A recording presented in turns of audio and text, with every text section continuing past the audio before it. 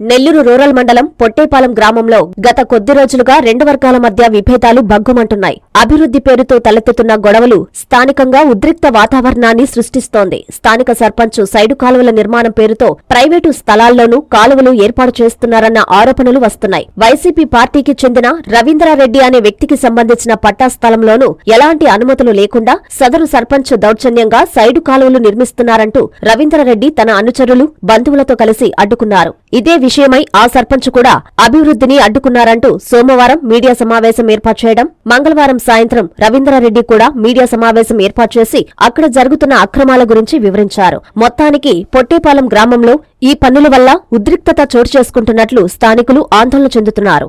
మాజీ సర్పంచ్ పొట్టేపాలెం కానీ సర్పంచ్ కట్టాల్సింది పంచాయతీ ఆఫీసులో పంచాయతీ స్థలంలో గోళ్లు కట్టిస్తున్నాడు.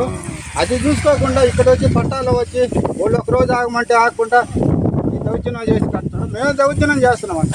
మన సచివాలయం వస్తే దౌర్జన్యం, సచివాలయంకి వస్తే దౌర్జన్యం. ఏం మాట్లాడుతారో వాళ్ళకి అర్థం కావట్లే. మేము ఓట్లు వేస్తున్నాం, వాళ్ళకి గెలిపించింది మేమే, కానీ మేము సంస్కారంతో గమ్ముగా ఉన్నాం. వాళ్ళు బూతులు మాట్లాడుతున్నారు. అది కరెక్ట్ కాదు.